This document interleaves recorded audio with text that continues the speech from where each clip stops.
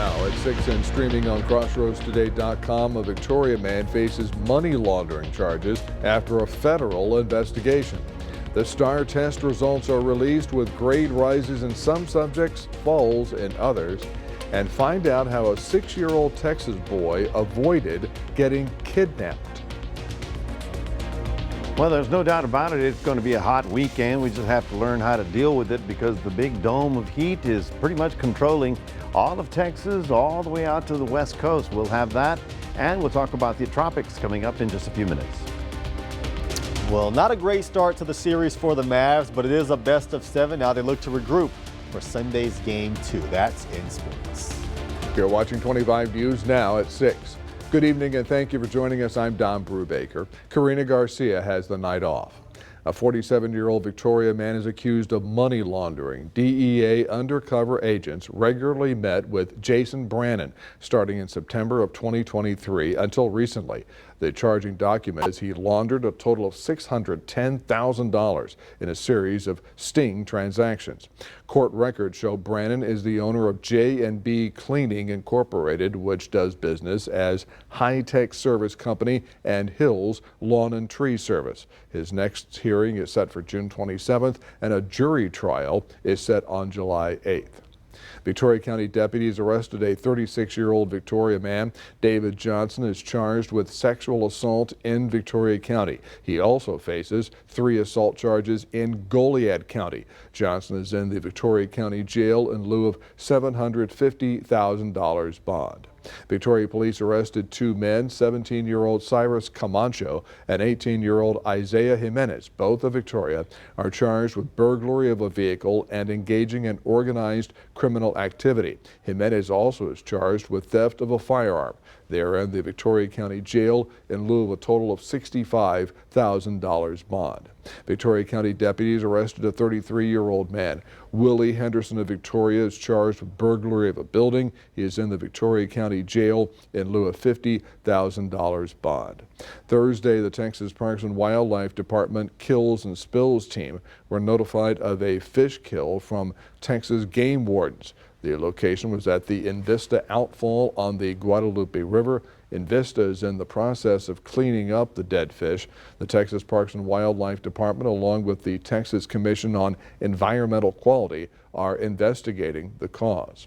Now to Hunter Biden's trial on gun charges. The president's son is accused of buying a gun while reportedly addicted to drugs and lying on a federal form for the gun purchase. His brother's widow, Hallie, taking the stand and testifying about the gun at the center of the case. And the second witness called was DEA Special Agent Joshua Romig, testifying as an expert in the coded language used in drug trafficking.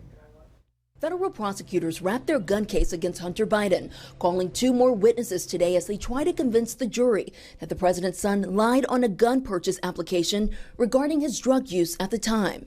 Taking the stand this morning, FBI chemist Dr. Jason Brewer called as an expert witness, testifying that the brown leather pouch that contained Hunter's gun tested positive for cocaine. The second witness called was a DEA special agent who testified as an expert in the coded language used in drug trafficking. Meanwhile, the defense expected to call Hunter Biden's daughter Naomi to the stand as they try to blunt Hallie Biden's dramatic testimony from yesterday when she recounted when Hunter first purchased this Colt revolver.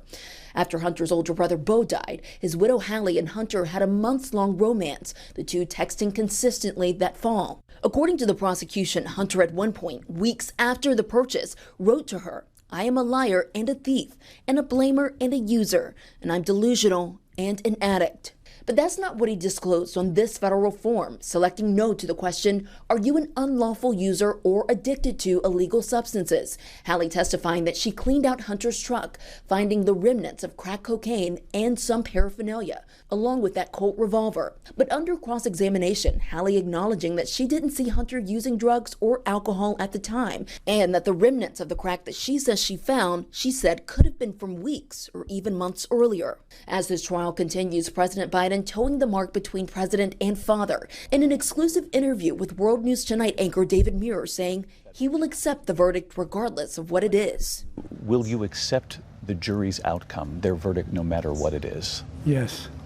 And have you ruled out a pardon for your son? Yes. And First Lady Dr. Jill Biden in attendance at the trial this morning, all before she flies back to France for tomorrow's state dinner. Meanwhile, the defense says they're still deciding whether Hunter Biden himself will testify. I'm Morgan Norwood, ABC News, New York. Goliad County is under a burn ban. County Judge Mike Bennett signed the order to ban outdoor burning in unincorporated areas of the county. The burn ban is to not exceed 90 days. Violation of the order is punishable by a fine of up to $500. And now let's take a first look at your forecast. Here's First Warn Storm Team Chief Meteorologist Mac Pettis. Mac, that's kind of a sign of heat and maybe dryness that here come the burn bans again. Yes, and I think it's a great idea what they did in Goliad County. I'm pretty sure most counties are going to have to be considering that very soon as we're heating up rapidly and we're drying out rapidly as well. Tomorrow, well, we're looking, numbers wise, about 96, 100 in all of the inland areas of Texas. The heat wave is not just us, it's all of the southern United States. In fact, most of North America as well. We'll talk more about it and we'll take a look at your weekend coming up after this. Mac, thank you. 6 people have died from heat-related causes in a New Mexico border community in the past week, and the local fire department believes they were migrants. Sunland Park's fire chief said 2 people were pronounced dead on Wednesday. They were discovered by Border Patrol in a desert area 6 miles from the border. 4 other suspected migrants have already been found dead from heat injuries since May 31st. Sunland Park is next to El Paso, where Thursday's temperature reached a high of 107 degrees. STAR test results show Texas high school students' math scores are still lagging. The Texas Tribune reports algebra scores have not recovered since the pandemic, raising worries about students' readiness for STEM-related jobs. The Texas Education Agency says the STAR test shows mostly steady performance by students since the test's redesign last year. The only subjects with big changes in the last year are English 2 with a 4% increase and U.S. history dropping 2%. A 6-year-old boy avoided an attempted abduction in Abilene. I didn't get in the car. I said no. But how'd you know? I don't know those strangers. Veronica Nunez told me her son Ezekiel was outside playing in the water as she was watching him play from the dining room window. I saw a car just kind of pull up and I didn't know what was happening, so I just kind of ran out, and when I was running out they were taking off. The mother said before she could process what happened, she took this picture of a 4-door gray car. She says she doesn't even want to think about what could have happened. I just felt it just makes me feel really weak and just sick to my stomach because he could have been gone, and then what am I going to do? There's nothing I could have done. Veronica Nunez says she is thankful her son Ezekiel paid attention to the many lessons she has taught him about strangers. Just to not talk to strangers, to always listen, come to us, to his family, mom, dad, not to anybody he doesn't know. The mother says from now on she will be keeping a closer watch on her son. Definitely be sitting outside for sure. Within closer range. Like I said, I was watching him and everything, but just 5 seconds, that's all it takes. Not even a second is all it could have took. And it could have been worse than what it was. Water safety experts have taken a close look at how the color of swimwear may influence how visible a child is underwater. And they found the color of your child's swimsuit could impact their safety at a swimming pool or the beach. Alive Situations, a company which specializes in water safety, found in 2 separate experiments certain swimsuit colors are easier to spot in a swimming pool or open water. Spotting the suits could help a lifeguard or others save a child who is drowning. In a swimming pool, the tests showed neon pink and neon orange appeared to be the most visible. The Victoria ISD will hold its regular monthly meeting next Monday. Board members are working to select a superintendent search firm. The meeting starts at 6 p.m. at the Administration Building, 102 Prophet Drive. More Red Lobster restaurants might be closing soon. CNN reports the company is looking to close 2 locations in Austin, and 1 each in San Marcos and Corpus Christi and Houston. Red Lobster filed for bankruptcy in May after the company says it had more than $1 billion in debt and less than $30 million in cash on hand. The chain plans to sell its business to its lenders. Red Lobster had almost 600 total restaurants. It closed roughly 50 shortly before filing bankruptcy. Red Lobster closed its Victoria restaurant May 14th. Remember to subscribe to our YouTube channel, Crossroads Today. Hit the like button and click the notification bell. Then you can see Crossroads Today on YouTube. And stay with us. Coming up on 25 News now at 6. See how U.S. job growth exceeded economists' expectations in the month of May. Also ahead, 2 Supreme Court justices get big donations from well-known Texans.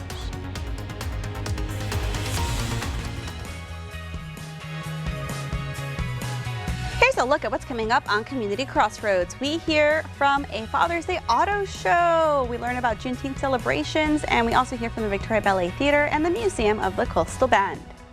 And we're using the Texas landscape to inspire activities that families can create together in the museum.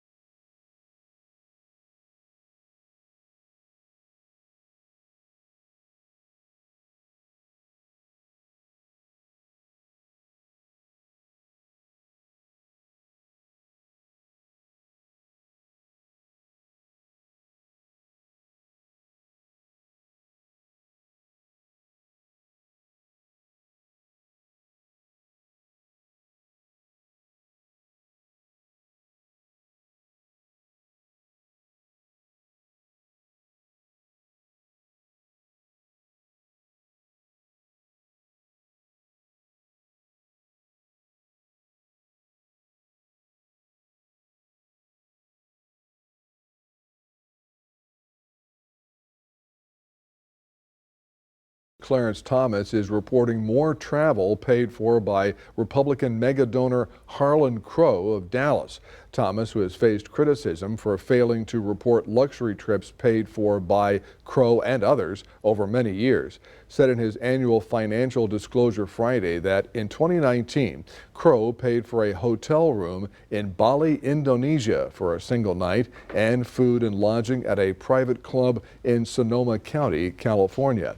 Justice Ketanji Brown Jackson reported a nearly $900,000 advance for her upcoming memoir and 4 tickets to a Beyonce concert valued at $3,700. That gift came right from the singer and native Houstonian herself.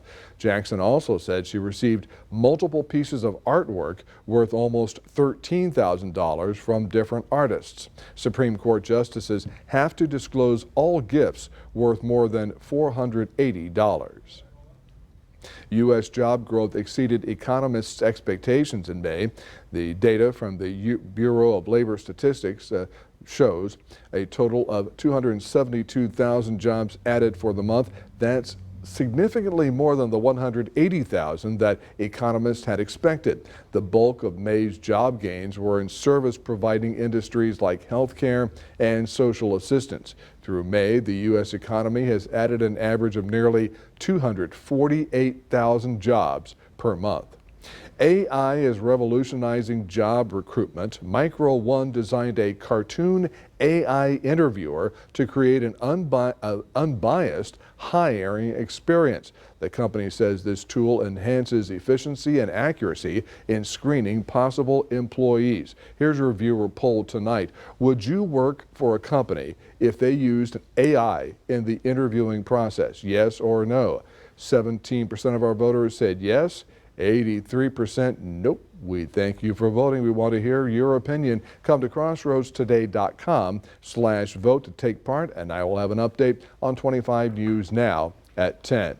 U.S. workers in May had their pay grow at a faster pace for the first time in months. Average pay last month was $34.91 per hour. That's up 14 cents from April, or 0.4%. Compared to a year ago, average hourly pay was up 4.1% last month. While this is great news for workers, it also points to some underlying inflationary pressure. Higher labor costs could be passed on to consumers, raising prices. If you missed Storm Prep 2024, here are some other dates and times you can catch the show. On KAVU, Saturday, June 22nd at 4:30 p.m. KMOL, Sunday, June 23rd at 11:30 a.m. KVCT, Sunday, June 23rd at 12:30 p.m. and KXTS, Saturday, June 22nd at 11 a.m. And Mac, that is a really good program. I appreciate it. Thank you. I mean, everybody pitched in and did a segment of it, and hopefully you sit there for 30 minutes and get some ideas of what to do before the storm, during the storm, and after the storm, if the storm shows up. Right about, it's 91 degrees. We've been holding that temperature for quite some time. 92 has been our high for the day, not as warm as expected, but it was warming up. I'm pretty sure you'll agree. Coming up for the weekend, we've got some hot temperatures to talk about. We'll have all that coming up in just a moment.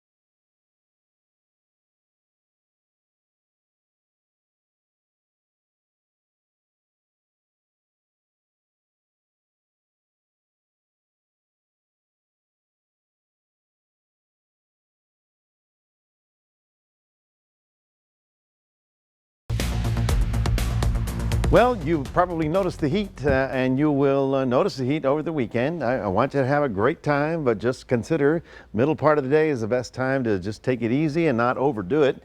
The heat dome is pretty much in control of everything, and because today it's sort of centered over Texas, this is kind of interesting. You know, normally we have a strong sea breeze, and that brings in the Gulf air, right? And that's the humidity, right? Well, today the pressure is so high that it squeezed all the Gulf air out into the Gulf.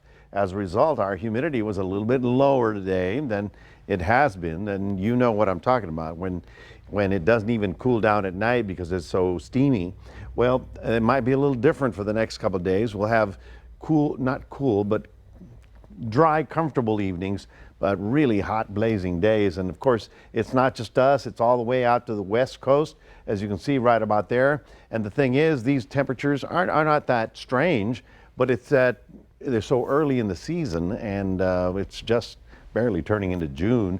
We're looking at 96s pretty much all weekend long, 5 degrees above our seasonal average, and just a little bit of weather science here. First of all, the sun is beating down, so it heats up the land. Well, the land is in contact with the air warms up.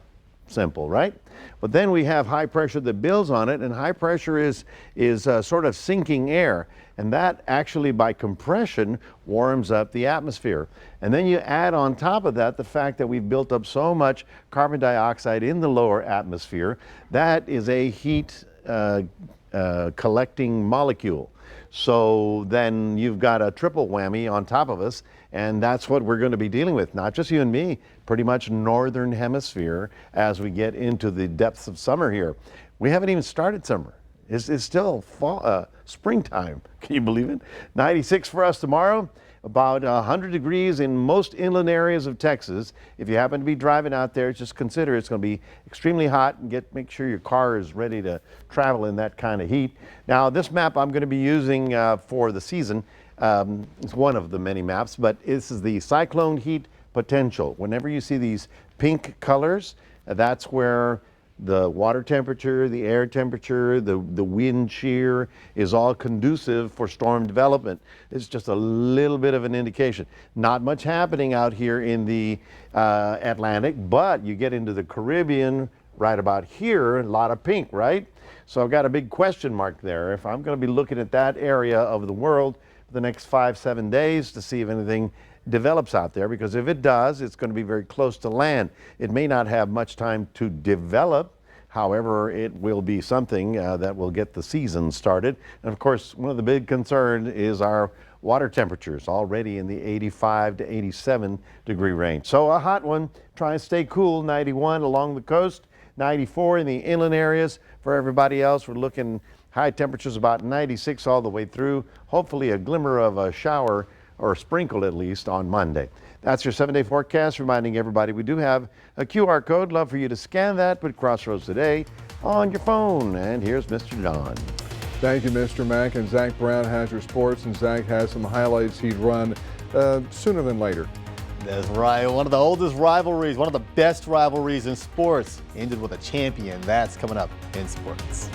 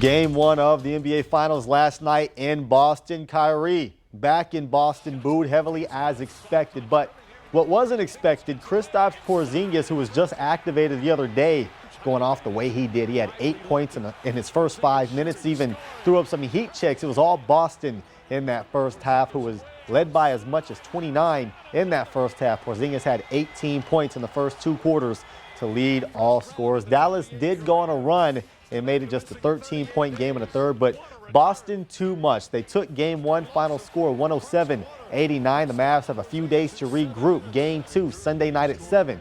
Jason Kidd just wants his guys to have more fun. Talked about it at halftime. I thought we weren't having fun there in the first half. And we talked about having fun to work the game, to continue to keep playing. There's a lot of time. A lot of people will talk about one game, but we're talking about a series. So the bigger picture is to continue to keep working in the series. And I thought the guys did a really good job there in the third quarter. We get the miss, we get the rebound, the momentums are going our way. Unfortunately, we traveled, so we just have to be better. We know that Boston's a really good team, and so we got to be better on Sunday. Now, overall at the ballpark last night, the Generals came into last night riding a 2-game losing streak, both to the Acadiana Cane Cutters, and that's exactly who they welcomed to their house. On the mound for the Generals was University of Houston pitcher Merrick Sears. He opened the game with 3 perfect innings, and he had the offense to back them up. They were already up 2-0 in the bottom of the 3rd inning, and a bases-loaded walk brings home another run to make it 3-0. Acadiana would then have a pitching change on the first pitch. The Generals play some small ball sacrifice fly to deep left, brings home another and an infield hit with 2 outs. Great hustle allows the runner from third to come home to score. So after 3 innings, the score was 5-0. Merrick Sears did allow his first base runner in the 4th, but he was promptly picked off. He faced the minimum through 4 innings. The Victoria Generals respond with a home victory. They have not lost yet at Riverside, with another game coming tonight. Final score last night, 8-2, and last night as well, the Oklahoma Sooners once again reigned supreme in the world of college softball, taking down the Texas Longhorns in the Women's College World Series. 4-peat for Oklahoma. The road to the Women's College World Series continues to run through Norman, Oklahoma. 4 titles in a row and 8 titles overall, with that first one being in 2000. Boomer Sooner, as Don Brubaker likes to say. That is it for your sports. Back to you.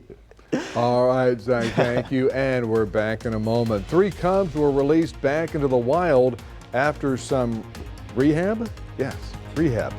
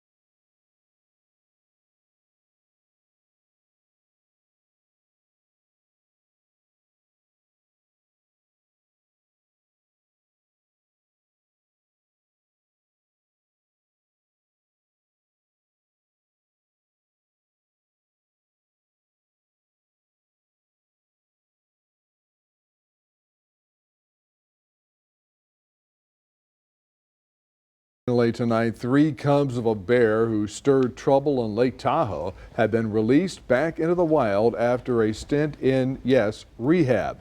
The mama bear was linked to a number of break-ins over several years, then captured last year and taken to a Colorado wild animal sanctuary.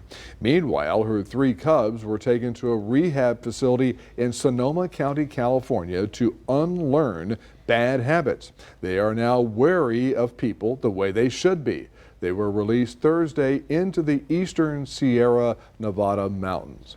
When I read that the mother ran into trouble at Lake Tahoe, I thought maybe with the roulette wheel or something. I don't know. Could have been. You know, it could have been. She wasn't paying the minimum bet on the table there. And that was unbearable for them. It was unbearable. Oh, my goodness. Well, folks, the heat will be unbearable over the weekend because we're looking to push the 96-degree mark. So just, take it easy in the middle part of the day. You can get out there early in the morning or late in the afternoon. The evenings are actually going to be fairly comfortable as the humidity has lowered. That's why our heat index is going to stay at about 105 and not 110. So try and stay cool best you can.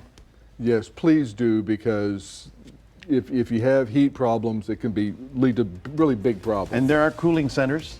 Salvation Army, yes. And you can go to the grocery store and cool down too. There you go. Mac, thank you, and thanks for joining us. We'll see you tonight for 25 News Now at 10. Have a good one, everybody.